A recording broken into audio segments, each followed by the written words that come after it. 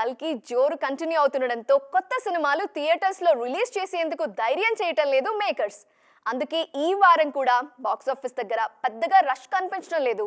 ఓ భారీ చిత్రంతో పాటు మెసేజ్ ఓరియంటెడ్ చిన్న సినిమా ఆడియన్స్ ముందుకొస్తోంది.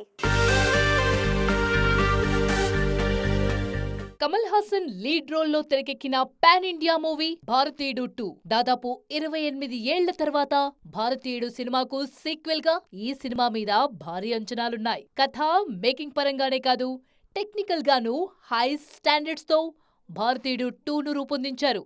అందుకే రిజల్ట్ విషయంలోనూ ఫుల్ కాన్ఫిడెంట్ గా ఉంది movie team. Pan India range లో రిలీజ్ అవుతున్న భారతీయుడు 2 మీద తెలుగు రాష్ట్రాల్లోనూ భారీ అంచనాలున్నాయి. కల్కి జోరు కాస్త తగ్గడం, ఈ వారం మరే స్టార్ హీరో సినిమా బరిలో లేకపోవడంతో నేషనల్ లెవెల్లో భారతీయుడు 2కు పాజిటివ్ వైబ్స్ కనిపిస్తున్నాయి. మరి ఈ సిచ్యువేషన్ కమల్, శంకర్ ఎంతవరకు క్యాష్ చేసుకుంటారో చూడాలి.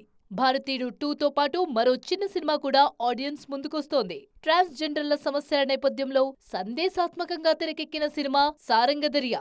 ఈ మధ్య భారీ స్టార్ క్యాస్ట్ లేకపోయినా కంటెంట్ బావుంటే చిన్న సినిమాలు కూడా సంచలనాలు నమోదు చేస్తున్నాయి. ఆ నమ్మకంతోనే ఆడియన్స్ ముందుకొస్తోంది సారంగధరియా. రాజా రవీంద్ర లీడ్ రోల్లో తెరకెక్కిన ఈ సినిమాకు పద్మారావు అబ్బిశెట్టి దర్శకుడు, శరత్ చంద్ర, ఉమాదేవి సంయుక్తంగా నిర్మించారు.